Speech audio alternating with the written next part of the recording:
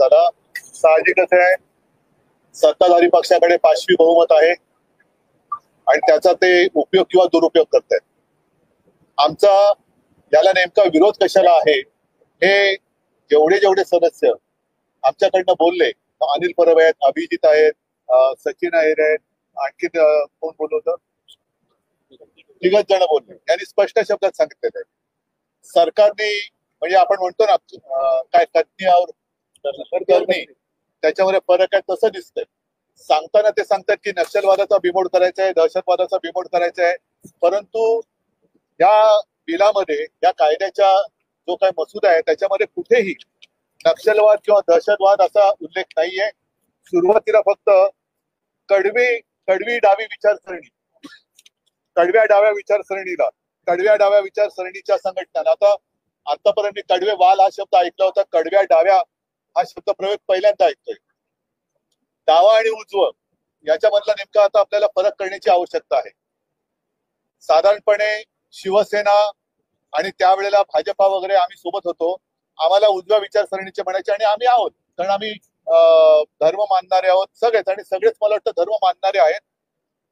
डावी विचारसरणी खरं म्हणजे डावा आणि उजवा करण्याची गरज नाही, पण आपल्या संविधानाच्या प्रस्तावनेमध्ये जे काही लिहिलेलं आहे त्याच्यामध्ये सर्वसमावेशकता आहे, समानता, सामाजिक न्याय, व्यक्ती स्वातंत्र्य, आणि मोदीजींनी सुद्धा सबका साथ सबका विकास म्हणजे ही डावी विचारसरणी आहे का उजवी विचारसरणी आहे हा फरक त्यातून कळत नाहीये.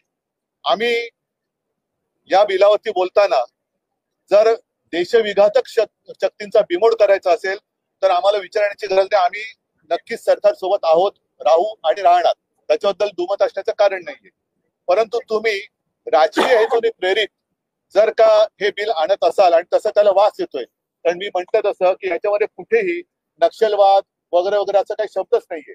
मात्र धोकादायक जो शब्द आहे तो मी तुम्हाला मुद्दाहून वाचून दाखवतो.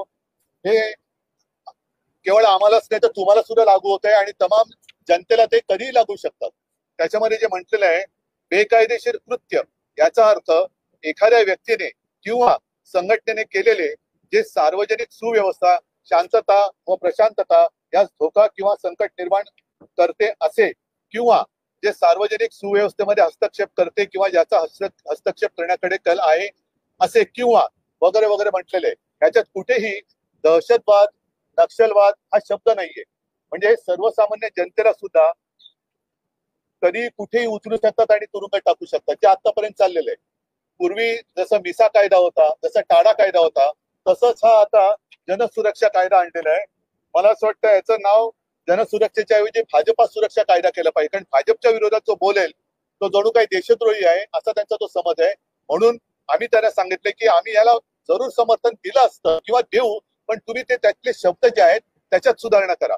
त्याच्यामध्ये स्पष्ट शब्दामध्ये देशविघातक कृती करणारे, देशद्रोही वगैरे वगैरे जे काय आहेत, नक्षलवादी, याचा उल्लेख करा आणि परत बिल आणा. पण असं जर का मोघम बिल आणलं की ज्याला काय आकार उकार शेंडा बुडका काही नाही, की दर आणि उठसूट टाक आज जे आज चाललेलं आहे. पूर्वी जसं मी म्हटलं की मिसा कायदा होता, टाडा कायदा होता, टाडाचा पण दुरुपयोग केला गेला आणि मग एक तर तू आमच्या पक्षात आहे नाही तर तुला टाडा खाली टाकतो, तसंच याचा दुरुपयोग होईल.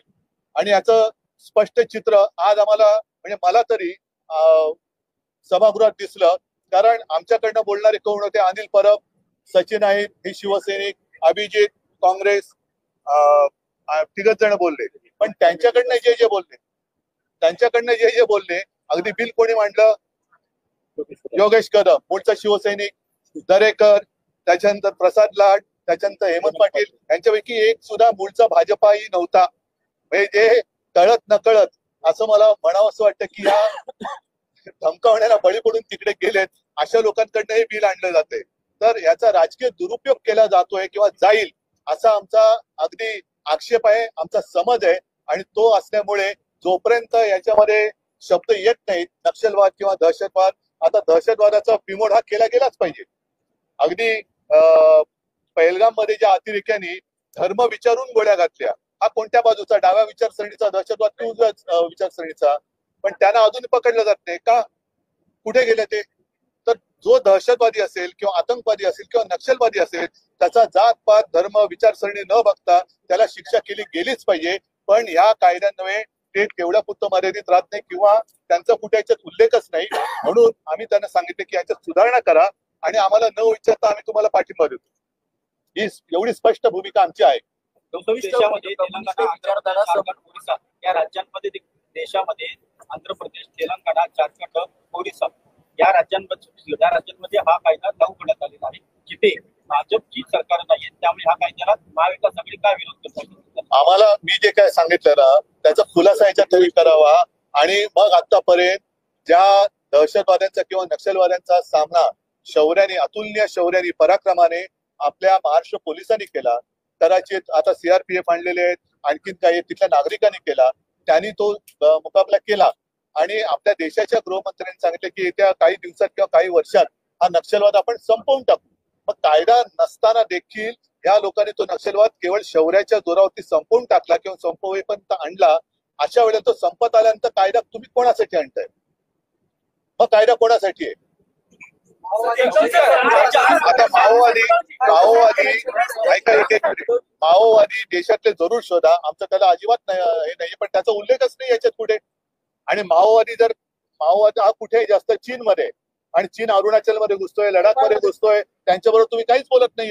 एक्स्ट्रीमिस्ट लेफ्ट विंगचा उल्लेख याच्यात केलेला आहे, पण त्याच्यासोबतच जसा अर्बन नक्सल हा शब्द पुढे आला तसंच एक्स्ट्रीमिस्ट राईट विंग हा शब्द सुद्धा हे नवीन शब्दकोशात भर टाकतायत. आणि मी म्हटलं ना की भाजप सुरक्षा कायदा आहे, जो कोणी भाजप विरुद्ध बोलेल तो देशद्रोही आहे असं जर काय यांना वाटत असेल तर ते स्वतः विकृत मानसिकतेचे.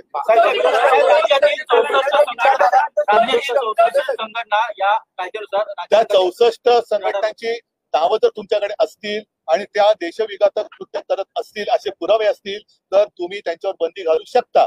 त्यांच्याबद्दल कोणी तुमच्या आड येत नाही, पण अशा 64 संघटनांची नावं जाहीर करा. त्यांना आम्हाला सगळ्यांना कळू द्या की कोणासाठी 64 संघटनांपुरताचा कायदा आहे का. कारण तिथे मी म्हटलेलं आहे की सार्वजनिक म्हणजे उद्या आता मी मोर्चा काढला, याचा अर्थ काय? म्हणजे बेकायदेशीर कृत्य, याचा अर्थ एखाद्या व्यक्तीने जे सार्वजनिक सुव्यवस्था, शांतता व प्रशांतता, म्हणजे आता परवा मराठी भाषा समितीने जो मुद्दा घेतला, आम्ही त्याच्यात सहभागी झालो. कारण मराठीवरती अन्याय झाला तरी हे असले कायदे हे त्यांच्यासाठी केलेत का तुम्ही? आमच्यासाठी केलेत का? आम्ही उतरलो रस्त्यावर आणि उतरणार. मराठीवरती अन्याय झाला तर आम्ही रस्त्यावरती उतरणार आणि ते उतरू नये म्हणून तुम्ही कायदा असा आणताय असा आमचा समज आहे. त्यावेळी अनेक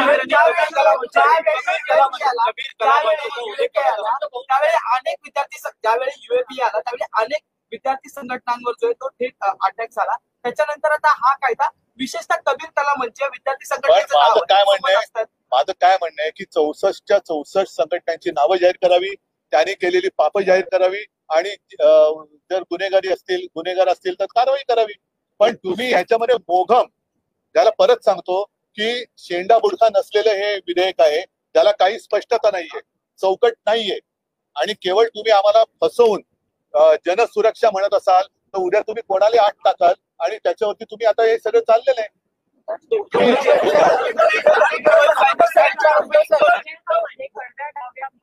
म्हणजे काय कडवी डावी म्हणजे काय? कडवी डावी म्हणजे काय? ऐका अरे पण विधेयक मी आणलेलं नाहीये, हेच तुम्ही जे विचारताय तेच मी विचारतोय त्यांना की कडवी डावी, डावी उजवी, कडवी उजवी, मग मधली डावी, मधली उजवी म्हणजे काय नेमकं ते सांगा ना. आणि एक मिनिट, आणि आपल्या संविधानामध्ये त्या प्रस्तावनेत लिहिलेलं आहे की सगळ्यांना समान संधी. मग आता गाडगे बाबांची जी दशसूत्री होती ती काय? भुकेलेल्याला अन्न, तहानला असेल त्याला पाणी, जो बेघर असेल त्याला, म्हणजे काय? आता तुम्ही 80 कोटी लोकांना राशन देताय ना, मग कोणती विचारसरणी आहे? सबका साथ सबका विकास. मग काय? मग तुम्ही याच्यामध्ये बिलामध्ये तसा स्पष्ट उल्लेख करा, आम्ही देतो पाठिंबा. पण तुम्ही काही त्याच्यामध्ये नसताना मोघम बिल आणाल आणि देशप्रेमाचे उमाळे आलेले दाखवाल तर हे देशप्रेम तुमचं खोटं आहे, झूट आहे.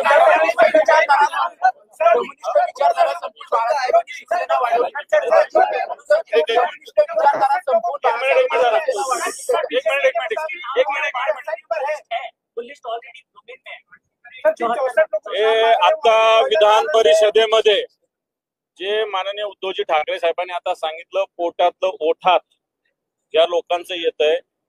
आता परिषदेमध्ये बोलत असताना प्रसाद दाड या भारतीय जनता पार्टीच्या सदस्याने शिवसेना प्रमुख मान्य बाळासाहेब ठाकरे यांचा उल्लेख केला. शिवसेना प्रमुख मान्य बाळासाहेब ठाकरे यांनी मुंबईमध्ये ही विचारसरणीचे लोक मारले अशा प्रकारची गोष्ट, अशा प्रकारचं वक्तव्य केलं. याचाच अर्थ, याच्यावर आम्ही ऑब्जेक्शन घेतलं, याचाच अर्थ यांच्या पोटात अशा पद्धतीनं हा विचार सगळा संपवण्याचा आहे. नक्सलाइट्स होते का मुंबईत? तर नाही. डावी विचारसरणीचे लोक कम्युनिस्ट पार्टी आज पण आहे, भारतीय कम्युनिस्ट पार्टी आहे, मार्क्सिस्ट कम्युनिस्ट पार्टी आहे, या सगळ्या लोकशाही मार्गाने लढतात. पण तो भारतीय जनता पार्टीच्या सदस्यांनी ज्या पद्धतीनं शिवसेना प्रमुखांचं नाव घेतलं, याचा आम्ही निषेध केला. या विधेयकाला पूर्णपणे विधान परिषदेमध्ये आम्ही विरोध करून, विरोध दर्शवून सगळ्यांनी सभात्याग केलेला आहे, वॉकआउट केलेला आहे, एवढंच तुम्हाला सांगतो. आणि आमचं असहमती पत्र पण आम्ही माननीय सभापतींना सादर केलंय आणि आम्ही राज्यपालांकडे सुद्धा या संदर्भात जाणार आहोत.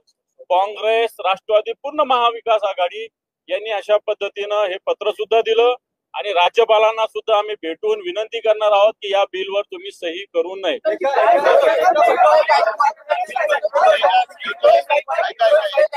मिनिट मला बोलू द्या. थोडक्यामध्ये काय की जरी या बिलाचं नाव त्यांनी जनसुरक्षा असं ठेवलं असलं तरी जनसुरक्षा नाही. कोणत्याही जनाला कधी पण केव्हाही कोणत्याही आरोपाखाली हे तुरुंगात टाकू शकतील असं हे भयानक बिल आहे. म्हणून जनतेने याच्यापासून सावध राहावं की हे तुमच्या सुरक्षेसाठी नाही, हे भाजपच्या सुरक्षेसाठी आहे.